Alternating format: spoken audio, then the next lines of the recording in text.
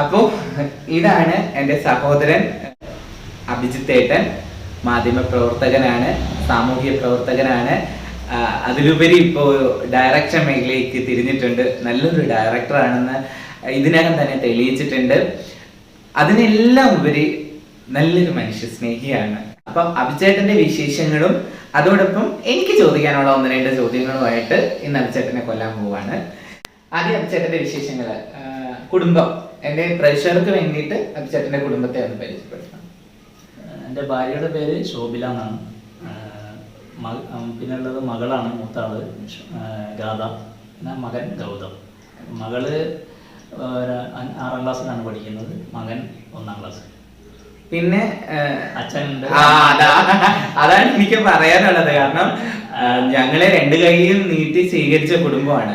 ഒരു കാലത്ത് നമ്മളടുത്ത് പോലും വരാതെ മാറി നിന്ന മാധ്യമ സുഹൃത്തുക്കളാകട്ടെ, പൊതുസമൂഹമാകട്ടെ, ആ ഒരു സമയത്ത് നമ്മളിലേക്ക് ഒരു കുടുംബം കടന്നു വന്നത് ഞാൻ കണ്ടത് അഭിചേട്ടന്റെ കുടുംബമാണ്. അമ്മയാവട്ടെ, അച്ഛനാകട്ടെ, മോളേന്ന് വിളിച്ചാൽ അത്രയും തിരിച്ചു വിളിക്കില്ല. ഞാൻ അഭിചേട്ടന്റെ വീട്ടിൽ പോയിട്ടുണ്ട്, തങ്ങിയിട്ടുണ്ട്, നിന്നിട്ടുണ്ട്. എന്നെ പോലെ ഒത്തിരി ട്രാൻസ് സുഹൃത്തുക്കൾ അഭിചേട്ടന്റെ വീട്ടിൽ പോയിട്ട് തങ്ങിയിട്ടൊക്കെ ഉണ്ട്. അവരോട് ഒരു വിവേചനം, ഇപ്പോഴൊന്നും അല്ല കേട്ടോ, വർഷങ്ങൾക്ക് മുമ്പ് ആ ഒരു വിവേചനം കാണിക്കാതെ മക്കളെ പോലെ, അഭിചേട്ടനെ എങ്ങനെ കാണുന്നു അതുപോലെ മക്കളെ പോലെ വീട്ടിൽ വരികയും സൽക്കരിക്കുകയും ചെയ്തിട്ടുള്ള അതിഥികൾക്കപ്പുറം, ഒരു അതിഥി എന്നുള്ളതിനപ്പുറത്ത് മക്കളെ പോലെ കാണുക എന്നുള്ളത് ആ അച്ഛനും അമ്മയുടെ മനസ്സാണ്. എല്ലാ പരിപാടിക്കും അവർ വരാറുണ്ട്. അത് തന്നെ ഒരു സന്തോഷമാണ്. എനിക്ക് അഭിചേട്ടന്റെ കാര്യത്തില് അച്ഛനും അമ്മേനെയും ഒഴിവാക്കാൻ പറ്റില്ല. അനിയന് അഞ്ജിത്ത്, അവന്റെ വൈഫ് ശ്രീജിഷ്ട. ഇവരും എല്ലാ പരിപാടിക്കും വരാറുണ്ട്. കോഴിക്കോട് ഭാഗത്ത് നമ്മുടെ എന്ത് പരിപാടി ഉണ്ടെങ്കിലും ഫാമിലി ആയിട്ട് വിത്ത് എല്ലാവരും, അനിയനും അനിയന്റെ ഭാര്യയും മക്കളും അമ്മയും അച്ഛനും ഒക്കെ. ഈ അടുത്ത് തന്നെ ഞങ്ങളുടെ ഒരു നാടകം കോളേജിൽ വെച്ചിട്ട് ദോയയുടെ മലബാർ ക്രിസ്ത്യൻ കോളേജിൽ പറയാൻ മറന്ന കഥകൾ നാടകം ഉണ്ടായിരുന്നു. ആ നാടകം കാണാൻ ഫാമിലി ആയിട്ട്, പക്ഷെ നാടകം കഴിഞ്ഞ് തീരാറായ സമയത്താണ് എത്തിയതെങ്കിലും ഫാമിലി ആയിട്ട് കാണണം എന്ന് പറഞ്ഞ് എത്തിയതാണ്. ഒരു ആദ്യമായിട്ട് ഒരു മാധ്യമ പ്രവർത്തകൻ നമ്മളിലേക്ക് ഇറങ്ങി വരാൻ, ഒരു ട്രാൻസ് വിഭാഗത്തിൽപ്പെട്ട ജനങ്ങളിലേക്ക് ഇറങ്ങി വരാൻ ശ്രമിച്ചതിൽ ഒരാള് അഭിചേട്ടൻ തന്നെയാണ്. അതിലൂടെ ഒത്തിരി മാറ്റങ്ങൾ കൊണ്ടുവരാൻ ഒരു മാധ്യമങ്ങളുടെ ഇടയിലേക്ക് ഒരു ഒറ്റയാൻ പോരാട്ടം, ഒരു ഒറ്റയാൻ പോരാട്ടം തന്നെ പറയാൻ അഭിചേട്ടന് കഴിഞ്ഞിട്ടുണ്ടെന്ന് എനിക്ക് തോന്നുന്നു. അപ്പൊ ആ ഒരു എക്സ്പീരിയൻസ് അഭിചേട്ടൻ പറയാമോ? എനിക്ക് തോന്നുന്നത് ഞാൻ ഒരു 2006-2007 ആ ഒരു സമയത്താണ് ആദ്യമായിട്ട് ഈ ട്രാൻസ് വിഷയത്തിലേക്ക് കടന്നു വരുന്നത്. എങ്ങനെയാന്ന് വെച്ചാൽ എൻ്റെ ഒരു ഫ്രണ്ട് ഉണ്ടായിരുന്നു, ടൈംസ് ഓഫ് ഇന്ത്യയിൽ ഇപ്പോൾ വർക്ക് ചെയ്യുന്ന അജില എന്നൊരു ഫോട്ടോഗ്രാഫർ. അജില. അപ്പോൾ അജിലാലാണ് എന്നെ ആദ്യമായിട്ട് കൂവാകത്ത് ഇങ്ങനെ ട്രാൻസ്ജെൻഡേഴ്സിൻ്റെ ഒരു പ്രോഗ്രാം ഉണ്ട്, എല്ലാ വർഷവും ഉണ്ടാകുന്നതാണ്, അതിന് പോവാമെന്ന് പറഞ്ഞിട്ട് വിളിക്കുന്നത്. അപ്പോൾ അന്ന് സത്യം പറഞ്ഞാൽ എനിക്ക് ഇന്ന് എല്ലാവരും അല്ലെങ്കിൽ ഒരുപക്ഷെ പൊതുസമൂഹം കാണുന്ന പോലെയുള്ള കാഴ്ചപ്പാടിലായിരുന്നു ഞാനും ഈ ട്രാൻസ് ആയിട്ടുള്ള മനുഷ്യരെ കണ്ടുകൊണ്ടിരുന്നത്.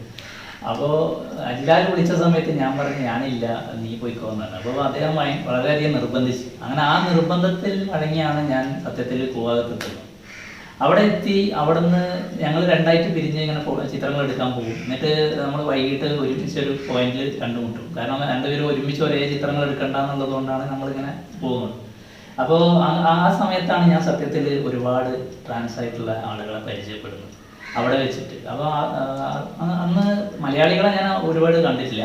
ഞാൻ അധികം അന്ന് പരിചയപ്പെട്ടവരിൽ മിക്കവരും തമിഴ്നാട്ടിൽ നിന്നുള്ള ആളുകളൊക്കെ ആയിരുന്നു. പക്ഷെ 1-2 പേരൊക്കെ മലയാളികളും ഉണ്ടായിരുന്നു. പക്ഷെ അപ്പോഴാണ് ഞാൻ എൻ്റെ കാഴ്ചപ്പാടുകളൊക്കെ തെറ്റായിരുന്നു, എന്താണ് മനുഷ്യരുടെ ഇടയിൽ എങ്ങനെയുള്ള ആളുകളുണ്ട്, അവർ നമ്മളെപ്പോലുള്ള ആളുകളാണ്, മനുഷ്യരായിട്ട് പരിഗണിക്കപ്പെടേണ്ടവരാണ്, സ്നേഹിക്കപ്പെടേണ്ടവരാണെന്നൊക്കെ തോന്നുന്നത് അപ്പോഴാണ്. അപ്പം അങ്ങനെയാണ് സത്യത്തിൽ എനിക്ക് തിരിച്ച് ഞാൻ വീട്ടിലെത്തി. എനിക്ക് അത് എങ്ങനെയാണ് എനിക്ക് പറയേണ്ടതെന്ന് അറിയില്ല. ഞാൻ വീട്ടിലെത്തിയതിനു ശേഷം അത് എന്നെ ഹോണ്ട് ചെയ്തുകൊണ്ടിരുന്നു. അത് ഒരുപക്ഷെ ഞാൻ പറഞ്ഞാൽ ആർക്കും മനസ്സിലാവില്ല. അത് ആ സമയത്ത് ഉറക്കം കെടുത്തി. അതായത് ഞാനിങ്ങനെ ആലോചിച്ചത്, അവിടെ കണ്ട ആളുകളെ ഞാൻ വീണ്ടും ആ ഗുവാഹത്തേക്ക് പോയാൽ കാണില്ല. കാരണം ഇത് വർഷത്തിലൊരിക്കൽ നടക്കുന്ന ഉത്സവം. അപ്പോൾ അത് ഞാൻ അവിടെ ചെന്നാൽ ഇനി കാണാൻ പറ്റില്ല. അപ്പോൾ ഇവരെങ്ങനെയായിരിക്കും ജീവിക്കുന്നത്, എങ്ങനെയായിരിക്കും, എന്തൊക്കെയായിരിക്കും ഇവരുടെ പ്രശ്നങ്ങൾ, എന്തൊക്കെയാണ് ബുദ്ധിമുട്ടുകൾ, അപ്പോൾ കൂടുതലായിട്ട് അറിയണം എന്ന് തോന്നി. അതൊരു മാധ്യമപ്രവർത്തകൻ എന്നുള്ള നിലയിലും ആ ഒരു സംഭവം ഉണ്ടല്ലോ, നമ്മൾ അറിയാത്തൊരു വിഷയത്തെ പറ്റി കൂടുതൽ അറിയാമെന്നുള്ളത് നമ്മളെപ്പോഴും ആഗ്രഹിക്കുന്ന ഒന്നാണ്. അപ്പോൾ ഇതിൽ ഒരു പടി കൂടുതലായിട്ട് എനിക്ക് അങ്ങനെ തോന്നി. അപ്പം കേരളത്തിൽ അന്ന് ഉണ്ട്, പക്ഷെ കേരളത്തിലുള്ള ആളുകൾ അന്ന് വിസിബിൾ അല്ല, അന്ന് ഒരുപാട് വിസിബിൾ അല്ല. അപ്പൊ എനിക്കറിയില്ല എവിടെ പോയാലാണ്. എത്ര വർഷം മുമ്പാണ് ഇത് 2006 14 വർഷമായിരുന്നു. 14 വർഷം മുമ്പുള്ള കാര്യമാണ്. അപ്പോൾ എനിക്ക് എവിടെ പോകണം, എങ്ങനെയാണ് കാണേണ്ടത്, ഇവിടെ കേരളത്തിലെ അവസ്ഥ എനിക്കറിയില്ല. അപ്പം ഞാൻ ബാംഗ്ലൂരും തമിഴ്നാട്ടിലും ഉണ്ടെന്ന് അറിഞ്ഞിട്ടാണ് ഞാൻ ബാംഗ്ലൂരിലേക്ക് പോകാൻ തീരുമാനിക്കുന്നത്. അങ്ങനെ പിന്നെ ഞാനിത് തിരഞ്ഞു പോവാണ് ബാംഗ്ലൂരിൽ പോകുമ്പോൾ സ്വാഭാവികമായിട്ടും ഏതൊരു വ്യക്തിയെയും പോലെ ഞാൻ NGO വഴിയാണ് ഒരാളെ കണ്ടെത്താൻ ശ്രമിക്കുന്നത്. പക്ഷേ ഈ NGOന്റെ ഓഫീസ് അന്ന് സംഗമേൻ്റെ ഓഫീസിലാണ്. സംഗമേൻ്റെ ഓഫീസിൽ റെക്സ് എന്ന് പറഞ്ഞിട്ടൊരു കക്ഷിയായിരുന്നു അന്ന് അവിടെ ഉണ്ടായിരുന്നത്. അപ്പോൾ അദ്ദേഹം ഒരു തരത്തിലും എന്നോട് പറഞ്ഞ് ഇവിടെ ഇൻ്റർവ്യൂവോ ഫോട്ടോ ഒന്നും എടുക്കാൻ പറ്റില്ല, നിങ്ങൾ തിരിച്ചു പോയിക്കോ. അപ്പോൾ ഞാൻ പറഞ്ഞല്ല, ഞാൻ നല്ലൊരു പർപ്പസ് ആയിട്ടാണ് വന്നത്. കാരണം ഞങ്ങളുടെ നാട്ടിലൊക്കെ ട്രാൻസ്ഫർ ആയിട്ടുള്ളൊരു വ്യക്തിക്ക് പുറത്തിറങ്ങി നടക്കാൻ പറ്റാത്ത സിറ്റുവേഷനാണ്. അപ്പോൾ ഇവിടുന്ന് എനിക്ക് കുറച്ച് ചിത്രങ്ങളൊക്കെ എടുത്ത് ആ ചിത്രങ്ങൾ നാട്ടിൽ കൊണ്ടുപോയി കാണിക്കുക എന്നുള്ളൊരു ആഗ്രഹം കൂടി ഉണ്ട് എന്നൊക്കെ പറഞ്ഞു. യാദൃശ്ചികമായിട്ട് സൗമ്യ എന്ന് പറഞ്ഞൊരു ട്രാൻസ്ജെൻഡർ വരുന്നു. അപ്പോൾ അവരെന്നോട് ചോദിക്കുന്നു, നിങ്ങൾ എന്തിനു വന്നാൽ? അപ്പോൾ ഞാൻ പറഞ്ഞ കേരളത്തിൽ നിന്നാണ്, ഇന്ന ആവശ്യത്തിന് വന്നാണ്, കുറച്ച് ചിത്രങ്ങൾ എടുക്കണം, ഫോട്ടോ ജേർണലിസ്റ്റ് ആണെന്നൊക്കെ പറഞ്ഞു. അപ്പോൾ അവരെ എന്നോട് പറഞ്ഞ എൻ്റെ വീട്ടിലേക്ക് വന്നു. അപ്പം അന്ന് ഒരു വൈകിട്ടാണ് പോകുന്നത്, രാത്രി. അപ്പോൾ ആ ഒരു ഓട്ടോയിലാണ് പോകുന്നത്. അപ്പം അതുവരെ ഞാൻ കേട്ട ഒരു കഥയിൽ എന്താണെന്ന് വെച്ചാൽ, ട്രാൻസ് ആയിട്ടുള്ള ആളുകൾ നമ്മളെ ആക്രമിക്കും, നമ്മുടെ കയ്യിലുള്ള പൈസയോ ഒക്കെ അടിച്ചു മാറ്റും, പോക്കറ്റ് അടിച്ച് കളയും, അങ്ങനെയൊക്കെയാണ് പറഞ്ഞത്. അത് ഇപ്പോഴും പലരും പറയുന്നുണ്ട്, ട്രെയിനിൽ കൈയടിക്കാൻ നടക്കുന്നവരാണ് ഇവര്, പിടിച്ചുപറിക്കാരാണ്. ഇപ്പൊ പഠനത്തിന്റെ ഭാഗമായിട്ട് കോളേജുകളിൽ കുട്ടികൾ നമ്മളെ അടുത്ത് വരാറുണ്ട്. അപ്പൊ അവരുടെ മാതാപിതാക്കൾ പറയുന്നത്, ഈ ഒറ്റയ്ക്ക് പോകണ്ട, അവിടെ ചെന്ന് കഴിഞ്ഞാൽ എന്തെങ്കിലും ആകും, അവരെ ആക്രമിക്കും, പിടിച്ചു പറിക്കും, അവരെ മോശത്തിലേക്ക് കൊണ്ടുപോകും. എനിക്ക് തോന്നുന്നു ഈ ഇടയ്ക്ക് തന്നെ ഞങ്ങളുടെ ഒരു സുഹൃത്തിന്റെ അച്ഛനും അമ്മയും പറഞ്ഞതായിട്ട് ഞാൻ കേട്ടു, നീ അവരെ ഒന്നും പോകണ്ട, അവര് നിങ്ങളെ അങ്ങോട്ട് നിർബന്ധിക്കുമെന്ന്. ഇങ്ങനെയൊക്കെ മാനസികമായിട്ട് ഭയങ്കര വിഷമം ഉണ്ടായ സാഹചര്യമാണ്. അപ്പൊ ഇത് ആ ഒരു കാലഘട്ടത്തിൽ കുറച്ചും കൂടി കൂടുതലായിരുന്നു. പിന്നെ അന്ന് പക്ഷെ ഞാൻ ഈ ഓട്ടോയിൽ പോകുന്ന സമയത്ത് ഒരു നിമിഷത്തെ നമ്മൾ ആലോചിച്ചു, ഞാൻ എങ്ങോട്ടാണ് പോകുന്നത്, എന്നെ എങ്ങോട്ടായിരിക്കും കൊണ്ടുപോകുന്നത്. കാരണം ഞാൻ ഉള്ളത്, എൻ്റെ കയ്യിൽ ക്യാമറ ഉണ്ട്, വിലപിടിപ്പുള്ള ക്യാമറയാണ്. അപ്പോൾ അങ്ങനെ ഞാൻ ആലോചിച്ചു. പിന്നെ ഞാൻ വിചാരിച്ചേ അങ്ങനെ ഉണ്ടാവില്ല. അപ്പം എൻ്റെ അന്നെന്തോ എന്നോട് എൻ്റെ മനസ്സാക്ഷി പറഞ്ഞത് അങ്ങനെ ഉണ്ടാവില്ല എന്നുള്ളത്. അതുപോലെ ഞാനങ്ങ് പോയി അവിടെ വീട്ടിൽ ചെന്നപ്പോൾ വീട്ടിൽ വേറെ 2-3 ട്രാൻസ് ആയിട്ടുള്ള വ്യക്തികളുണ്ട്. അവർ അടുക്കളയിൽ പാചകം ചെയ്തുകൊണ്ടിരിക്കുകയാണ്. അപ്പം ഞാൻ കുറേ ചിത്രങ്ങളൊക്കെ എടുത്തു. അപ്പം ആ പാചകമൊക്കെ ചെയ്യുമ്പോൾ പ്രത്യേകം പറയേണ്ട കാര്യം, അന്നൊക്കെ മലയാളികളുടെ ഒരു ധാരണ ഉണ്ടായിരുന്നു, ട്രാൻസ് ആയിട്ടുള്ള ഒരാൾ എന്ന് പറയുന്നത് ഒരു പുരുഷനാണ്. ഇയാൾ വെറുതെ സ്ത്രീയെ പോലെ വേഷം ധരിച്ചിട്ട് സെക്സ് വർക്കിന് പോകുന്ന ഒരു വ്യക്തിയാണ്. അപ്പോൾ എന്താണ് യഥാർത്ഥത്തിൽ ട്രാൻസ്ജെൻഡർ എന്നുള്ളത് അന്ന് ആ ഒരു കാലഘട്ടത്തിൽ അറിയില്ലായിരുന്നു നമ്മളിവിടെ ഉള്ളത്. അപ്പോൾ ഞാൻ അവിടെ ചെല്ലുന്ന സമയത്ത് ഞാൻ കാണുന്നത് സാധാരണ സ്ത്രീ വേഷത്തിൽ തന്നെ പാചകം ചെയ്യുന്ന ആളുകൾ, അവരെ ബിഹേവ് ചെയ്യുന്നു, അവരെ ജസ്റ്റേഴ്സ് ഒക്കെ ഞാൻ വീക്ഷിച്ചു. അപ്പോൾ അതൊക്കെ സ്ത്രീയെ പോലെ തന്നെ. അപ്പോൾ ഈ പൊതുസമൂഹത്തിന്റെ അതേ കാഴ്ചപ്പാടായിരുന്നു അന്ന് എനിക്കുണ്ടായത്. അപ്പം ഞാനിങ്ങനെ പോയി ഫോട്ടോ എടുക്കുമ്പോൾ ആ വീട്ടിൽ കാണുമ്പോഴാണ് എൻ്റെ കാഴ്ചപ്പാടും എന്ത് ചെയ്യുന്നു മാറുന്നത്. അതായത് ഞാൻ കണ്ടതുപോലെയല്ല, ഇത് ഇങ്ങനെയാണ് എന്ന് എനിക്ക് വ്യക്തമാവുന്നത് അപ്പോഴാണ്. അങ്ങനെ പിന്നീട് അങ്ങോട്ട് ഞാൻ കുറേ പേരെ പരിചയപ്പെട്ടു. അവിടെ വെച്ചാണ് ജെറീന എന്ന് പറയുന്ന ട്രാൻസ് ആയിട്ടുള്ള മലയാളി. അപ്പോൾ ജെറീന ചേച്ചിയാണ് എനിക്ക് ഒരുപാട് സഹായം ചെയ്തിട്ടുണ്ട് ബാംഗ്ലൂരിൽ കുറേ ചിത്രങ്ങൾ എടുക്കാൻ. അപ്പോൾ അതൊക്കെ എടുത്ത് വരികയെന്നല്ലാതെ ഞാനത് ഒന്നും ചെയ്യാറില്ലായിരുന്നു. അപ്പോൾ അവരെന്നെയാണ് എൻ്റെ അടുത്ത് ആദ്യം ചോദിക്കുന്നത്, നിങ്ങളിങ്ങനെ എടുത്ത് പോയാൽ മതിയോ, നമുക്ക് നാട്ടിൽ ആരെങ്കിലും കാണിച്ചിട്ട് അവിടെ ഒരു മാറ്റം വരണ്ടേ എന്ന് ചോദിക്കുന്ന ജെറീന ചേച്ചി. ജെറീന. അപ്പോൾ അങ്ങനെയാണ് ഞാൻ 2007 അവസാനം ഡിസംബറിലോട് കൂടിയിട്ട് ആദ്യമായിട്ടൊരു എക്സിബിഷൻ ചെയ്യുന്നത്. കോഴിക്കോട് ഇൻഡോർ സ്റ്റേഡിയത്തിലായിരുന്നു ഫോട്ടോ എക്സിബിഷൻ. ആ ഫോട്ടോ എക്സിബിഷൻ വളരെയധികം ശ്രദ്ധിക്കപ്പെട്ടു. ഞാനൊരു സങ്കോചത്തോടെയാണ് ചെയ്തത്. കാരണം ഈ ഒരു വിഷയമായതുകൊണ്ടും അത് ഏത് രീതിയിലായിരിക്കും ആളുകൾ പ്രതികരിക്കുക എന്നുള്ളൊരു സംഭവം ഉണ്ടായിരുന്നു. പക്ഷേ കുറച്ച് പേരൊക്കെ അന്ന് മോശമായ രീതിയിൽ പ്രതികരിച്ചെങ്കിലും പൊതുവിൽ ആ എക്സിബിഷൻ സ്വീകരിക്കപ്പെട്ടു. കാരണം അതൊരു ഡിഫറെൻറ്റ് സബ്ജക്റ്റ് ആയതുകൊണ്ടും ആളുകൾക്ക് ഈ വിഷയത്തെക്കുറിച്ച് അറിയാത്തത് കൊണ്ടും അത് അറിയാനുള്ളൊരു കൗതുകവും പിന്നെ പുതിയൊരു ഇതായതുകൊണ്ടായിരിക്കണം അന്ന് ഒരുപാട് ആളുകൾ അത് കണ്ടു, ശ്രദ്ധിക്കപ്പെട്ടു.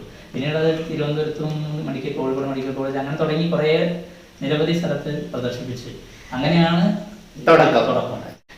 അഭിചേട്ടാ, അഭിചേട്ടൻ ആദ്യമായി ഇതിലേക്ക് ഇറങ്ങി വന്നു. ഈ സമയത്തും അഭിചേട്ടന്റെ തൊഴില് സ്വാഭാവികമായിട്ടുള്ള തൊഴിൽ എന്ന് പറയുന്നത് മാധ്യമ പ്രവർത്തകൻ തന്നെ. അപ്പൊ അന്നും മാധ്യമത്തിൽ സജീവമായ ഫോട്ടോഗ്രാഫറായിട്ട് പ്രവർത്തിച്ചുകൊണ്ടിരിക്കുകയാണ്. അവരുടെ അന്നത്തെ അല്ലെങ്കിൽ ഇന്നും മാധ്യമ സുഹൃത്തുക്കളിൽ നിന്നും മറ്റുള്ളവരിൽ നിന്നും ഇത്തരം കാര്യങ്ങൾക്കുള്ള പ്രോത്സാഹനവും വിമർശനങ്ങളും രണ്ടും ഞാൻ ചോദിക്കാറുണ്ട്. ഞാൻ ആദ്യം അന്ന് എക്സിബിഷൻ നടത്തുന്ന സമയത്ത് ഞാൻ വർക്ക് ചെയ്തുകൊണ്ടിരുന്ന സിറാജ് എന്ന് പറഞ്ഞ പത്രത്തിലാണ്. അപ്പം ആ സിറാജിൽ നിൽക്കുമ്പോഴാണ് ആദ്യത്തെ എക്സിബിഷൻ നടക്കുന്നത്. അന്ന് പത്രത്തിന്റെ ഭാഗത്തുനിന്ന് അങ്ങനെ ഒരു മോശമായ സമീപനമൊന്നും എന്നോട് ഉണ്ടായില്ല. കാരണം അവര് ഒരു എക്സിബിഷൻ ചെയ്യുന്നു, അത് തികച്ചും വ്യത്യസ്തമായൊരു വർക്ക് ചെയ്യുന്നു, അത് അയാളുടെ സ്വന്തമായ കാഴ്ചപ്പാടും വർക്ക് എന്ന രീതിയിലാണ് പത്രത്തിന്റെ മാനേജ്മെന്റ് ഒക്കെ അത് കണ്ടത്. അപ്പൊ അതുകൊണ്ട് പത്രത്തിന്റെ ഭാഗത്തുനിന്ന് അങ്ങനെ ഇതൊന്നും ഉണ്ടായില്ല. പക്ഷെ നമ്മുടെ ചില സുഹൃത്തുക്കൾ വളരെ എന്താ പറയുക, തമാശ രൂപേണയാണ് എങ്കിലും കൂടിയും കളിയാക്കുന്ന രീതിയിലൊക്കെ നിനക്ക് വേറെ സബ്ജക്റ്റ് ഒന്നും കണ്ടില്ലേ, ഈ സബ്ജക്റ്റ് മാത്രമേ കണ്ടുള്ളൂ എന്ന് ചോദിച്ച ആളുകളുണ്ട്. പക്ഷെ അതേസമയം ഇതിനെ വളരെ പോസിറ്റീവായിട്ട് ഇത് വളരെ ഡിഫറൻ്റ് ആണ്, ഇത് ശ്രദ്ധിക്കപ്പെടും എന്ന രീതിയിൽ സപ്പോർട്ട് ചെയ്ത സുഹൃത്തുക്കളും അന്ന് മാധ്യമങ്ങളിൽ ഉണ്ടായിരുന്നു. പിന്നെ പൊതുവിൽ പറഞ്ഞാൽ അന്ന് ഒരു 3-4 വർഷത്തോളം ഇടയ്ക്കൊക്കെ എന്നെ കാണുന്ന പലരും തമാശ രൂപേണയൊക്കെ ഇതാക്കുമെങ്കിലും ഇപ്പൊ വന്ന് നിൽക്കുമ്പോൾ കേരളത്തിൽ ഒരുപക്ഷെ മാധ്യമ പ്രവർത്തകരുടെ ഇടയിൽ അഭിജിത്തിനെ പറ്റി പറയുമ്പോൾ ആദ്യം പറയാ നമ്മുടെ ട്രാൻസ്ജെൻഡർ ചിത്രങ്ങൾ എടുക്കുന്ന അഭിജിത്താണോ എന്നാണ് ചോദിക്കുന്നത്. അല്ല, എനിക്ക് അതിനിടയിൽ ഒരു ചോദ്യം കൂടെ ചോദിക്കാറുണ്ട്. സാധാരണ രീതിയിൽ നമ്മളെ സപ്പോർട്ട് ചെയ്യുന്ന ആൾക്കാർ ഒത്തിരി പേരുണ്ട്. 6 ജെൻഡേഴ്സ് ആൾക്കാരിൽ നമ്മളെ സപ്പോർട്ടീവായിട്ട് നമുക്ക് വേണ്ടി സംസാരിക്കുന്ന, നമുക്ക് വേണ്ടി പ്രവർത്തിക്കുന്ന ഒത്തിരി അഡ്വക്കേറ്റിലുണ്ട്, പോലീസിലുണ്ട്, ഒത്തിരി പേര് സപ്പോർട്ടീവായിട്ടുള്ള എല്ലാ മേഖലയിലുള്ളവരുണ്ട്, ഇഷ്ടമുള്ളവരുണ്ട്, നമുക്ക് വേണ്ടി നന്മ പറയുന്നവരുണ്ട്. നമുക്ക് വേണ്ടി സോഷ്യൽ മീഡിയയിലൊക്കെ ഒത്തിരി, ഞാൻ ടിക്ടോക്ക് അടക്കമുള്ള ആപ്പുകളിൽ കണ്ടിട്ടുണ്ട്, ഒത്തിരി നല്ല കാര്യങ്ങൾ പറയുന്നവരടുത്തൊക്കെ കമന്റ് ബോക്സിലോ നേരിട്ടോ ഒക്കെ നിങ്ങൾ ട്രാൻസ്ജെൻഡർ ആണോ എന്നുള്ളൊരു ചോദ്യം അഭിചേട്ടന് ആ ചോദ്യം നേരിടേണ്ടി വന്നിട്ടുണ്ടോ? കാരണം കുറെ നിരന്തരം ട്രാൻസ്ജെൻഡർ വിഷയത്തിൽ ഇടപെടുന്ന ഒരു പത്രപ്രവർത്തകനോ അല്ലെങ്കിൽ ഒരു സാമൂഹ്യ പ്രവർത്തകനോ എന്ന രീതിയിൽ അഭിചേട്ടനോട് ആരെങ്കിലും ആ ചോദ്യം ചോദിച്ചിട്ടുണ്ടോ? ട്രാൻസ്ജെൻഡർ ആണോ എന്നുള്ള രൂപത്തിലല്ല, നിനക്കെന്താ ട്രാൻസ്ജെൻഡേഴ്സിനോട് ഇത്ര താല്പര്യം, വേറെ വല്ല കണക്ഷൻ ഉണ്ടോ, ആ രീതിയിൽ. അതായത് അങ്ങനെയൊക്കെ ചോദിച്ച ആളുകൾ ഒരുപാടുണ്ട്. അപ്പൊ നിങ്ങൾക്ക് വേറെ എന്തെങ്കിലും ബന്ധങ്ങളുണ്ടോ അങ്ങനെ ചോദിച്ചവരൊക്കെ ഉണ്ട്. പിന്നെ ഞാൻ പറയുകയാണെങ്കിൽ ഈ തുടക്കകാലത്തൊക്കെ ഇപ്പം ഞാൻ സിറാജ് വിട്ട് പിന്നെ മാധ്യമത്തിലേക്കാണ് വരുന്നത്. ഇപ്പം മാധ്യമത്തിൽ വർക്ക് ഒരുപാട് കാര്യങ്ങൾ ചെയ്തിട്ടുണ്ട്. പക്ഷെ പത്രത്തിലൂടെ എനിക്ക് എന്താ പറയുക, ഈ ഒരു വിഷയം എത്തിക്കണം എന്നുണ്ടായിരുന്നു. അപ്പോൾ പത്രത്തിലൂടെ എത്തിക്കണം എന്ന് വിചാരിച്ചിട്ട് നമ്മൾ കൊടുക്കുമ്പോൾ പത്രത്തിലൊക്കെ അന്നത്തെ ഒരു അവസ്ഥ എന്ന് പറഞ്ഞാൽ കേരളത്തിൽ മാധ്യമം മാത്രമല്ല ഒരു പത്രത്തിലും സൂര്യക്കന്നെ അറിയാലോ, അതായത് അന്ന് ഒന്നും കൊടുക്കാറില്ലായിരുന്നു. ചാനലുകളോ പത്രങ്ങളോ ഒന്നും ഒരു തരത്തിലുള്ള മറ്റു മലയാള പത്രങ്ങൾ മിക്കതും ഈ ട്രാൻസ് വിഷയങ്ങളെ അവഗണിച്ച രീതിയിലാണ്.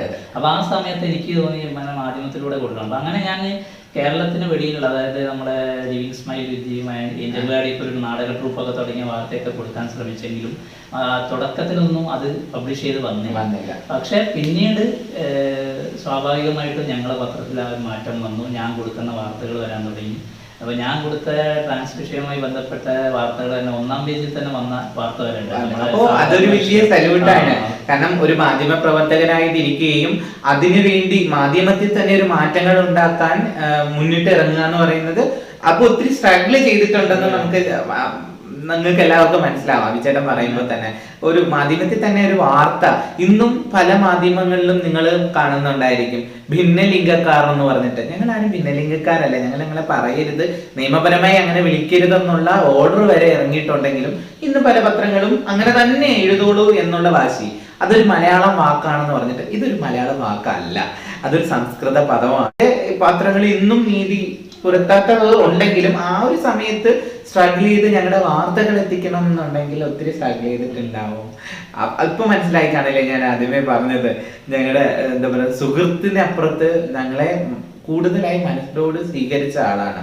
പലരും എൻ്റെ അടുത്ത് ചോദിച്ചൊരു ചോദ്യം ഞാൻ ചേട്ടൻ്റെ അടുത്ത്, ഇത് നിങ്ങളെ വെച്ച് ഉപയോഗിക്കുന്നതല്ലേ, ഈ ഒരു ചോദ്യം ഇത് നിങ്ങളെ വെച്ച് ഉപയോഗിക്കുന്നതല്ലേ എന്ന് എന്നോട് പലരും പേഴ്സണലി ചോദിച്ചിട്ടുണ്ട്. സൂര്യയൊക്കെ വെച്ചിട്ട് അയാൾ മുതലെടുക്കുക, അയാളെ ഇതുണ്ടാക്കിയ അതിന്റെ സത്യാവസ്ഥ ഞങ്ങൾക്കറിയാം. കാരണം എന്താന്ന് പറഞ്ഞാല് അഭിചേട്ടൻ ഒരു എന്തെങ്കിലും ഒരു വീഡിയോയോ ഒരു പിക്ചറോ ഫോട്ടോസോ എക്സിബിഷനോ എന്തെങ്കിലും ചെയ്യുന്നുണ്ടെങ്കിൽ അഭിചേട്ടന്റെ കയ്യിലെ പൈസ ഞങ്ങൾക്ക് വണ്ടിക്കൂലി തന്നു വിട്ടിട്ടുള്ള ആളാണ്. ഒരു നേരമെങ്കിലും ആഹാരം വാങ്ങി തന്നിട്ടുള്ള സഹോദരനാണ്. ശരിക്കും പറഞ്ഞാൽ എനിക്ക് കണ്ണു നിറയും. അത്രയും പട്ടിണി ആയിരുന്ന സമയത്ത് പോലും അഭിചേട്ടൻ ഞങ്ങളോടൊപ്പം ചേർന്ന് നിന്നിട്ടുണ്ട്. അപ്പോ ആ അഭിചേട്ടൻ ഒരു വർക്ക് ചെയ്യുമ്പോൾ എത്രത്തോളം ആ വർക്കിന്, എനിക്ക് തോന്നുന്നു അഭിചേട്ടൻ ഏറ്റവും ഫേമസ് ആയിട്ട് 2 വർക്ക് ചെയ്തിട്ടുണ്ട്. ഇപ്പൊ ഡയറക്ഷൻ മേഖലയിലും 2 വർക്ക് ചെയ്തിട്ടുണ്ട്. ഒന്ന് അവളിലേക്കുള്ള ദൂരം, അതിലും ഞാൻ ഉണ്ടായിട്ടുണ്ട്. 2ാമത്തെ വർക്ക് എന്നോടൊപ്പം മൈ സൈഡ്, അതിലും ഞാൻ നിശാനും ഉണ്ട്. അതോടൊപ്പം തന്നെ ഈ അവളിലേക്കുള്ള ദൂരവും എന്നോടൊപ്പവും ചില മത്സര ഇനങ്ങളിൽ മത്സരിക്കാൻ പോകുമ്പോൾ പോലും അവിടെ എന്തെങ്കിലും ക്യാഷ് വിൻ ചെയ്തിട്ടുണ്ടെങ്കിൽ, ഇപ്പൊ മത്സരിക്കുമ്പോൾ 1ാം സമ്മാനമോ കിട്ടും, ഒരു 5000 രൂപ കിട്ടിയാൽ ആ 5000 രൂപ ഞങ്ങൾക്ക് അക്കൗണ്ടിൽ അയച്ചു തന്നിട്ടുണ്ട്. അങ്ങനെ ഒരു മനുഷ്യനാണ്. അതുകൊണ്ട് മുതലെടുത്തു എന്ന് മറ്റുള്ളവർക്ക് പറയാൻ കഴിയും, പക്ഷെ ഞങ്ങൾ ഒരിക്കലും പറയില്ല ഞങ്ങളെ വെച്ച് ഇന്ന് വരെ ചേട്ടൻ അതൊരു സത്യസന്ധമാണ്. അതുകൊണ്ടാണ് ഞാൻ മനുഷ്യ സ്നേഹി എന്ന് എന്നെ പറയാൻ. ഞങ്ങൾ അറിയാതെ പോലും ഞങ്ങളുടെ അക്കൗണ്ടിലേക്ക് ഇങ്ങനെ കിട്ടുന്ന പൈസ അഭിചേട്ടൻ തന്നിട്ടുണ്ട്. അതെടുത്ത് അഭിചേട്ടൻ കോടീശ്വരനായിട്ടില്ല എന്നൊരു അങ്ങനെ ഒരു ചിന്തയില്ലാത്തൊരു മനുഷ്യനാണ്. അപ്പോൾ എനിക്ക് ഇനി പറയാനുള്ളത് ഞാൻ ഇപ്പൊ പറഞ്ഞ എന്നോടൊപ്പം അവളിലേക്കുള്ള ദൂരം, ഇങ്ങനെ 2 ഡോക്യുമെന്ററി അത് IDFFKയിലെ ഏറ്റവും മികച്ച ഇനങ്ങളിൽ ഒന്നായിരുന്നു. അത് കാണാനുള്ള ആൾക്കാരെ എണീറ്റ് നിന്ന് കൈയടിച്ചത് എനിക്ക് ഇന്നും ഓർമ്മയുണ്ട്. പല വേദികളിലും ഞാനും സാക്ഷിയായിട്ടുണ്ട്. അപ്പോൾ ഇത് ഇന്ത്യയിൽ മൊത്തം, കേരളം എന്ന് പറയുന്നില്ല, ഇന്ത്യയിൽ മൊത്തമുള്ള ഡോക്യുമെന്ററി ഫിലിം ഫെസ്റ്റിവലും ഷോർട്ട് ഡോക്യുമെന്ററി ഫെസ്റ്റിവലിലേക്ക് പങ്കെടുത്തിട്ടുള്ള 2 വിഭവമാണ്. ഒന്ന് എന്നോടൊപ്പം, ഒന്ന് അവളിലേക്കുള്ള ദൂരം. 2ലും ഞാൻ ഉള്ളത് കൊണ്ട് എനിക്ക് എന്റെ വിശേഷങ്ങൾ അറിയാം. പക്ഷെ നമ്മുടെ സുഹൃത്തുക്കൾക്ക് വേണ്ടിയിട്ട് എന്നെ സ്നേഹിക്കുന്ന ഒത്തിരി പേരുണ്ട് നമ്മുടെ ഈ ഒരു വീഡിയോയിലൂടെ. അവർക്ക് വേണ്ടിയിട്ട് അതിനെ കുറിച്ചിട്ട് ചേട്ടാ ചുരുങ്ങിയ അവളിലേക്കുള്ള ദൂരം എന്ന് പറഞ്ഞാല്, ഞാൻ സത്യത്തിൽ അങ്ങനെ ഒരു ഡോക്യുമെന്ററിയിലേക്ക് പോകുന്നതാണ്. ചെറുപ്പത്തിൽ സിനിമയോടൊക്കെ ഭയങ്കര താല്പര്യം ഉണ്ടായിരുന്നു. ഇപ്പോൾ ഡയറക്ടർ ആവുക എന്നുള്ളതായിരുന്നു ആഗ്രഹം. അതാണ് എന്നെ സ്റ്റിൽ ഫോട്ടോഗ്രാഫിയിൽ എത്തിക്കുന്നത്. അപ്പോൾ ഈ ഒരു വർക്ക് ചെയ്ത സമയത്താണ് ഞാൻ ട്രാൻസ് എന്നിട്ടൊരു വർക്ക് ചെയ്തിരുന്നല്ലോ, ഒരു ഫോട്ടോന്റെ സീരീസ്. അത് ആ സീരീസിന്റെ ഉദ്ഘാടന വേളയിലാണ് മന്ത്രി മുനീർ ട്രാൻസ് പോളിസി കേരളത്തിന് വേണ്ടി പ്രഖ്യാപിക്കുന്നത്. അപ്പോൾ ആ ഒരു സമയത്ത് അത് ചെയ്ത സമയത്ത് അതിൻ്റെ എഡിറ്ററായ സുഹൃത്താണ് പറയുന്നത്, നിനക്കൊരു ഡോക്യുമെന്ററി ചെയ്തൂടെ. അപ്പോൾ അങ്ങനെ പറഞ്ഞ സമയത്ത് എനിക്ക് തോന്നി അങ്ങനെ ചെയ്യാം. കാരണം ആ സമയത്ത് എനിക്ക് തോന്നുന്നു അവളിലേക്കുള്ള ദൂരം വരുമ്പോൾ അധികം ഡോക്യുമെന്ററിയോ ഷോർട്ട് ഫിലിമോ ഒന്നും വന്നിട്ടില്ല. അപ്പോൾ ഞാൻ ഈ സ്റ്റില്ലിലൂടെ പറയുന്നതിനപ്പുറം, എൻ്റെ ചിത്രങ്ങളിലൂടെ സംസാരിക്കുന്നതിൻ്റെ അപ്പുറം നിങ്ങൾക്ക് പറയാനുള്ളത് നിങ്ങൾക്ക് കമ്മ്യൂണിക്കേറ്റ് ചെയ്യാൻ പറ്റും ഈ ഡോക്യുമെന്ററി ആകുമ്പോൾ. അതായത് ഇപ്പൊ നമ്മുടെ ഈ ഇതിന്റെ ഒരു വേറൊരു സംഭവമാണ്. ഇപ്പൊ ഈ ബ്ലോഗൊക്കെ വന്നതോടുകൂടി കുറച്ചും കൂടി ജനകീയമായി, ഇപ്പൊ സൂര്യനെ കുറിച്ച് കൂടുതലായിട്ട് വ്യൂവേഴ്സിന് കാണാൻ പറ്റും. അപ്പൊ അന്ന് അത് പറ്റില്ലായിരുന്നു. ഈ അവളിലേക്കുള്ള ദൂരം വരുമ്പോൾ അങ്ങനെ ബ്ലോഗിന്റെ ഒരു ഇതൊന്നും ഇല്ല. അപ്പൊ എനിക്ക് തോന്നി അങ്ങനെ പറയാനുള്ള ഒരു അവസരം എന്നുള്ള രൂപത്തിലാണ് ഞാൻ ഈ അവളിലേക്കുള്ള ദൂരം പ്ലാൻ ചെയ്യുന്നത്. അപ്പൊ അത് ചെയ്തപ്പോൾ ഞാൻ ആലോചിച്ചു ആരെ നമുക്കിതിൽ കാസ്റ്റ് ചെയ്യാം. അപ്പോൾ സ്വാഭാവികമായും നമുക്ക് വളരെ അടുപ്പമുള്ള ആളെന്ന നിലയ്ക്ക് സൂര്യനെ എന്തായാലും ഞാൻ ഒരാളായിട്ട് ഞാൻ മനസ്സിലാക്കിയിരുന്നു. പിന്നെ 2ാമത് ഇങ്ങനെ ഹരിണിയെയും അതിലേക്ക് വരുന്നത്. കാരണം ഒരാള് കേരളത്തിൽ സ്ട്രഗിൾ ചെയ്ത് നിന്ന് പോരാടി ഇവിടെ നിന്നൊരാളും, മറ്റേ ആള് കേരളത്തിൽ നിൽക്കാൻ പറ്റാതെ ബാംഗ്ലൂരിലേക്ക് പോയി അവിടെ ജീവിക്കേണ്ടി വന്ന ആളും എന്നുള്ള ഒരു കൺസെപ്റ്റിലാണ് 2 പേരും വന്നത്. പിന്നെ അത് കൂടാതെ നിങ്ങളെ കൂടെ അന്ന് ഒത്തിരി പേരുണ്ടായിരുന്നു. അപ്പൊ അവരെ എല്ലാവരും കൂടി ഒരു വീട്ടിൽ എങ്ങനെ താമസിക്കുന്നു, എന്താണ് നിങ്ങളുടെ ജീവിതം, നിങ്ങൾക്ക് എന്തൊക്കെയാ പറയാനുള്ളത്. അപ്പൊ അത് എനിക്ക് തോന്നുന്നു അന്ന് ഒട്ടും മറയില്ലാതെ ആയിരുന്നു നമ്മള് ആ ഡോക്യുമെന്ററിലൂടെ കാണിച്ചത്. അതിലൊന്നും സ്ക്രിപ്റ്റ് ഇല്ല. നമ്മള് സ്ക്രിപ്റ്റ് ഇല്ലാതെ തുറന്നുള്ള സംസാരമായിരുന്നു. അതിന് നമ്മൾ ഒന്നും മറച്ചു വെച്ചില്ല, നമ്മൾ ഓപ്പൺ ആയിട്ട് പറയാനും. അപ്പൊ അതാണ് അതിന്റെ ഒരു സംഭവം. എന്നോടൊപ്പം എന്ന് പറയുന്നത് ഇപ്പോ 2019 ആണ് അത് ആദ്യം സ്ക്രീൻ ചെയ്ത IDFFKയിലാണ്. അപ്പോ അത് മത്സര വിഭാഗത്തിലുണ്ടായിരുന്നു അവിടെ. അപ്പൊ അതിലേക്ക് വരുന്നത് എന്താണെന്ന് വെച്ചാല് ഒരു ട്രാൻസ്മാന്റെയും ഒരു ട്രാൻസ്വുമന്റെയും ലൈഫ്. ഇപ്പൊ ട്രാൻസ്വുമൻ ട്രാൻസ്മാൻ ആയിട്ട് ഇഷാണ്. അപ്പൊ അങ്ങനെ അവർ 2 പേരുടെയും അച്ഛനമ്മമാർക്ക് എന്താണ് പറയാനുള്ളത് എന്നുള്ളതായിരുന്നു എന്റെ ടോപ്പിക്. അതായത് മാതാപിതാക്കൾ. ആദ്യം ഞങ്ങൾക്ക് എന്ത് പറയാനുണ്ടതായിരുന്നു, ഞങ്ങളുടെ കുടുംബത്തിന് എന്ത് പറയാനുണ്ട്, ഇങ്ങനെ 2 വിഷയത്തെയാണ് എനിക്ക് അതിലൂടെ പറയാൻ ശ്രമിച്ചത്. നമ്മൾ പൊതുസമൂഹം ആക്സെപ്റ്റ് ചെയ്യുന്നതിന്റെ മുമ്പേ അവരവരെ വീടുകളിൽ സ്വന്തം മക്കളെ, അതായത് ട്രാൻസ് ആയിട്ടുള്ള ഒരു വ്യക്തിനെ അച്ഛനും അമ്മയും ആക്സെപ്റ്റ് ചെയ്യണം. അങ്ങനെ ആക്സെപ്റ്റ് ചെയ്യുകയാണെങ്കിൽ അയാൾക്ക് തെരുവിൽ പോയി നിൽക്കേണ്ടി വരില്ല, ജീവിതത്തിൽ ബുദ്ധിമുട്ടുകൾ നേരിടേണ്ടി വരില്ല. അങ്ങനെയുള്ളതാണ് ഞാൻ അതിലൂടെ പറയാൻ ഉദ്ദേശിച്ചത്. പക്ഷെ ഉമ്മയുടെയും വാപ്പയുടെയും അതുപോലെ മീയയുടെ അമ്മയുടെയും അച്ഛന്റെയും പച്ചയായ സംസാരം, ഇതൊന്നും നമുക്കത് വെളിയിൽ സ്ക്രിപ്റ്റ് ചെയ്താൽ ഇത്രയും മനോഹരമായിട്ട് കിട്ടുമെന്ന് എനിക്കറിയില്ല. അത്ര നല്ല ഒരു ഡോക്യുമെന്ററി ആയിരുന്നു. പിന്നെ എല്ലാവരുടെയും ഉള്ളിലുള്ള ഒരു പ്രശ്നം എന്താണെന്ന് വെച്ചാൽ ഈ പറഞ്ഞ പോലെ തന്നെ എനിക്കൊരു പക്ഷെ നിങ്ങളെ മനസ്സിലാവുന്നത് നിങ്ങളോട് അത്രയും ഇടപഴകിയത് കൊണ്ടും എല്ലാവരെയും അറിയുന്നത് കൊണ്ടും ഒക്കെ ആയിരിക്കും. അപ്പം മറ്റുള്ളവരെ സംബന്ധിച്ചിടത്തോളം ചിലപ്പം അത്രത്തോളം ഡീപ്പായിട്ട് അറിയുന്നുണ്ടാവില്ല. കാരണം തിരക്കുള്ളൊരു ലൈഫാണ്. അതായത് ഒരു പത്രപ്രവർത്തനം എന്ന് പറഞ്ഞാൽ എപ്പോഴും തിരക്കാം, ഒരു അസൈൻമെന്റ് കഴിഞ്ഞാൽ അടുത്ത അസൈൻമെന്റിൽ പോകും. അപ്പൊ ആ ഒരു അടുപ്പം ഫീൽ ചെയ്യുന്ന ആളുകൾക്ക് ഒരു പക്ഷേ കൂടുതലായിട്ട് വരാൻ പറ്റും. ഇനിയുള്ള കൂടുതലായിട്ട് ഞങ്ങളോട് അടുത്തിട്ടുണ്ടെങ്കിൽ നിങ്ങളായാലും വിട്ടുപോയില്ലെന്നാണ് ചേട്ടൻ പറയുന്നത്. അത് മാധ്യമ പ്രവർത്തകരെന്നല്ല, ഒത്തിരി സുഹൃത്തുക്കളുണ്ട് ഇന്നും വിശേഷങ്ങൾ വിളിച്ച് ചോദിക്കുന്ന. മാധ്യമം എന്ന് പറയുമ്പോൾ നമുക്ക് പത്രം മാത്രം പറയാൻ പറ്റില്ല, സ്റ്റിൽ ഫോട്ടോഗ്രാഫേഴ്സ് അടക്കമുള്ള ഒത്തിരി പേര് സോഷ്യൽ മീഡിയയിലും ഉള്ളത് ഒത്തിരി പേര് നമ്മളെ വിളിക്കാറുണ്ട്. എന്ത് വിശേഷം വന്നാലും ചോദിക്കാറുണ്ട്. അഭിചേട്ടന്റെ വിശേഷങ്ങൾ തീരുന്നില്ല. ഞാൻ ഇന്നത്തെ എപ്പിസോഡില് ലാസ്റ്റ് ആയിട്ട് ഒരു ചോദ്യം കൂടി ചോദിക്കാൻ ഉദ്ദേശിക്കുന്നുണ്ട്. നമ്മള് പരിചയമായിട്ട് എത്ര വർഷമായി കാണാൻ ചേട്ടാ?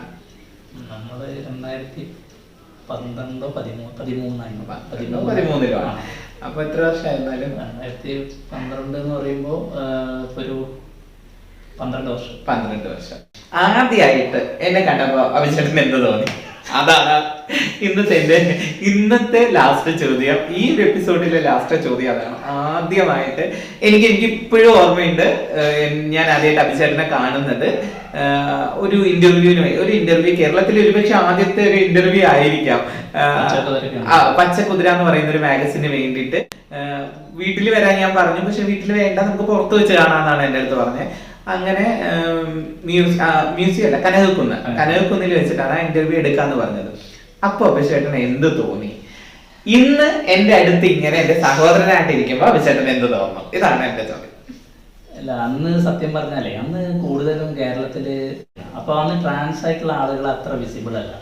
അപ്പോൾ മറ്റുള്ള ആളുകളെ പോലെ തന്നെ എൻ്റെ ഒരു കാഴ്ചപ്പാടില് കൂടുതൽ ട്രാൻസ് ആയിട്ടുള്ള വ്യക്തികൾ ഇവിടെ ഇല്ല എന്നുള്ളൊരു തോന്നലൊക്കെ അന്ന് ഉണ്ടായിരുന്നു. പക്ഷെ നമ്മളെ ഇവിടെ പലപ്പോഴും ട്രാൻസ് ആയിട്ടുള്ള ആളുകൾ തന്നെ അന്ന് ധൈര്യത്തിൽ പുറത്തിറങ്ങാൻ പറ്റാത്തത് കൊണ്ട് പക്ഷെ അന്ന് ഞാൻ കരുതിയിരുന്നത് എന്തുകൊണ്ടാണ് അവർക്ക് ഇങ്ങനെ നടന്നുകൂടെ എന്നുള്ളൊരു തോന്നൽ അന്നുണ്ടായിരുന്നു. പക്ഷെ അപ്പോ ഇതില് ഒരു സത്യസന്ധത ഇല്ലായ്മ ഉണ്ടോ എന്നൊക്കെയുള്ള ഒരു കൺഫ്യൂഷൻ അതൊക്കെ സ്വാഭാവികമായിട്ട് ഉണ്ടായിരുന്നു. പക്ഷെ ആ ഒരു ധാരണയൊക്കെ മാറുന്നത് അന്ന് സൂര്യനെ കാണുമ്പോൾ. ചേട്ടാ വരുമ്പോ ഞാനൊരു ഫീമെയിൽ ഡ്രസ്സിലുണ്ടായിരുന്നു, ഒരു ടീഷർട്ട്, നല്ല സൂര്യ ഓർക്കുന്നുണ്ടോ അറിയില്ല. നമ്മളവിടെ എടുക്കുന്ന സമയത്ത് ഒരുപാട് ആളുകൾ നമ്മളങ്ങനെ ഭയങ്കരമായിട്ട് കീനായിട്ട് വാച്ച് കാരണം വരുന്നവരും പോകുന്നവരും കംപ്ലീറ്റ് ഇങ്ങനെ എത്തി നോക്കുന്ന, അവിടെ നിന്ന് നോക്കുന്നു, ഇവിടെ നിന്ന് നോക്കുന്നു. അപ്പൊ നമുക്ക് ഒന്ന് സ്വസ്ഥമായിട്ട് സംസാരിക്കാൻ പോലും പറ്റാത്ത രീതിയിലായിരുന്നു ആൾക്കാരുടെ ഒരു അങ്ങനെയുള്ളൊരു കേരളത്തിൽ നിന്ന് എനിക്ക് തോന്നുന്നു ഇപ്പത്തേക്ക് വരുമ്പോ ഒരുപാട് ചേഞ്ചസ് ഉണ്ടായി. അപ്പൊ ഇന്ന് അടുത്തിരിക്കുന്നല്ല സഹോദരിയുടെ ഭർത്താവും ശരിക്കും എന്നെക്കാളും അറ്റാച്ച് ഇക്കയായിട്ടാണ്. ഇവര് കൂടുതൽ ഓപ്പൺ ആയിട്ട് സംസാരിക്കുന്ന ഇക്കയോടാണ്. എന്തുണ്ടെങ്കിലും അഭിചേട്ടൻ വിളിച്ച് പറയും. അപ്പൊ അഭിചേട്ടന്റെ വിശേഷങ്ങൾ തീരുന്നില്ല. കുടുംബവുമായിട്ട് ഞാൻ ഇനിയൊരു എപ്പിസോഡിൽ നിങ്ങളുടെ അടുത്ത് വരും, ഇതിന്റെ സെക്കൻഡ് പാർട്ടുമായിട്ട്. അതിനുള്ള ഒരു ചെറിയ കാര്യം കൂടി പറഞ്ഞോട്ടെ. എന്താന്ന് വെച്ചാല് 2010 അതായത് കൃത്യമായി പറഞ്ഞ 10 വർഷം മുമ്പേ എന്റെ വീട്ടില് എന്റെ മാതാപിതാക്കൾക്കുണ്ടായ ധാരണ ഞാൻ മാറ്റിയൊരു കഥ കൂടി പറഞ്ഞു. തീർച്ചയായിട്ടും. അപ്പൊ അന്ന് എന്താന്ന് വെച്ചാല് ഇപ്പം പൊതുവായിട്ട് കേരളത്തിലെ എല്ലാ വീട്ടിലെയും അവസ്ഥ എന്താന്ന് വെച്ചാൽ ഭയങ്കര പേടിയും എങ്ങനെ മറ്റുള്ളവർ എന്ത് വിചാരിക്കും, എങ്ങനെ ട്രാൻസ് ആയ ആള് വീട്ടിൽ വന്നാൽ എന്നൊക്കെ ഉള്ള ഒരു ധാരണയില്ലേ. അങ്ങനെ നിൽക്കുമ്പോഴാണ് എൻ്റെ ഒരു അടുത്ത സുഹൃത്തായ എഞ്ചൽ ഉള്ളാടി എന്നോട് ഓണത്തിന് വീട്ടിൽ വരണം എന്ന് പറയും, ഒരു ഓണാഘോഷം കാണണം. അപ്പൊ ഞാൻ പറഞ്ഞു തീർച്ചയായും നീ വന്നാണ്. അപ്പോൾ അങ്ങനെ ടിക്കറ്റൊക്കെ ബുക്ക് ചെയ്ത് അവിടെ വരാൻ ഉറപ്പായപ്പോൾ ഞാൻ വീട്ടിൽ പറഞ്ഞു ഇങ്ങനെ ഒരാൾ വരുന്നുണ്ട്, ചെന്നൈയിൽ നിന്നാണ് വരുന്നത്, അപ്പം മലയാളിയല്ല തമിഴ്നാട്ടുകാരെയാണ്, അപ്പം അവർക്ക് ഓണം ഒന്ന് കാണണമെന്നുണ്ട്. അപ്പം നല്ല മറ്റുള്ളവരൊക്കെ എന്ത് വിചാരിക്കും, അടുത്ത ഞാൻ അതൊന്നും വിചാരിക്കില്ല, അവർ വരട്ടെ. അപ്പോൾ പിന്നെ എൻ്റെ അച്ഛനും അമ്മയൊക്കെ എന്താണെന്ന് വെച്ചാൽ ഞങ്ങൾ പറഞ്ഞാൽ അവര് കുറച്ചും കൂടി അംഗീകരിക്കാൻ അംഗീകരിക്കുന്ന ആളുകളും കൂടിയാണ്. അപ്പൊ അതുകൊണ്ടായിരിക്കും അവര് ഗ്ലാഡി വരുന്നു. അപ്പം അവരെ അതുവരെ പരിചയപ്പെടാത്തത് കൊണ്ടായിരിക്കാം അവർക്കൊരു തുടക്കത്തിൽ ഒരു സ്റ്റാർട്ടിങ് ട്രബിൾ ഉണ്ടായിരുന്നു. പിന്നെ ഞാൻ കണ്ടത് ഞാൻ ഔട്ടായി വീട്ടിൽ ഭയങ്കര കമ്പനി. അതെപ്പോഴും അങ്ങനെ ഞങ്ങൾ ചെന്നാലും അങ്ങനെയാണ്, ഞങ്ങളോടാണ് പ്രിയ. അപ്പൊ ഭയങ്കര കമ്പനിയായി. പിന്നെ ഗ്ലാഡി 2-3 ദിവസം നിന്നിട്ടാണ് പോണത്. പിന്നെ അവിടെ തിരിച്ചു പോകുമ്പോ അവർക്കൊരു ചുരിദാറൊക്കെ വാങ്ങിക്കൊടുത്ത അമ്മ. അപ്പൊ അങ്ങനെ ഭയങ്കര ഇതിലാ തെറ്റിദ്ധാരണ ഈ വീട്ടിലും മാറി. അപ്പൊ ഗ്ലാഡി ഞാൻ കണ്ട പെട്ടെന്ന് തിരിച്ചറിയില്ല, കാരണം അവിടെ ഭയങ്കര ഫീമെയിലിനെ പോലെ തന്നെയാണ് പെട്ടെന്ന് കാണുമ്പോൾ. അപ്പൊ പക്ഷെ ഞാൻ ഇതൊരു ട്രാൻസ് ആയ ആളാണെന്ന് പറഞ്ഞിട്ട് എൻ്റെ അടുത്തുള്ള വീട്ടുകാരൊക്കെ പരിചയപ്പെടുത്തി. കാരണം അവരെ ധാരണ കൂടി മാറാനാണ്. അപ്പൊ അങ്ങനെ അവർക്ക് ഇടയിൽ സംസാരിച്ചു. അങ്ങനെ അവരൊക്കെ ആയിട്ട് കമ്പനിയായി. അങ്ങനെ എല്ലാവരുമായിട്ട് കമ്പനി. ഇപ്പൊ എന്റെ വീട്ടിൽ മാത്രമല്ല, എന്റെ തൊട്ടടുത്തുള്ള വീട്ടുകാരായാലും തൊട്ട് പിറകിലുള്ള വീട്ടുകാരായാലും അവരൊക്കെ ഭയങ്കര ട്രാൻസ്പെറന്റ്. അപ്പൊ അങ്ങനെ ആവണം എല്ലാവരും എന്നാണ് എനിക്ക് പറയാനുള്ളത്. താങ്ക് യു സോ മച്ച് അഭിചേട്ടാ. ഞാൻ അഭിചേട്ടനോട് താങ്ക്സ് ഒന്നും പറയുന്നില്ല, എന്നാലും അപ്പൊ ഈ ഒരു എപ്പിസോഡ് എല്ലാവരും ആസ്വദിച്ചു എന്ന് വിചാരിക്കുന്നു. അഭിചേട്ടന്റെ കൂടുതൽ വിശേഷങ്ങളായിട്ട് ഇനി കാണാം. ബൈ.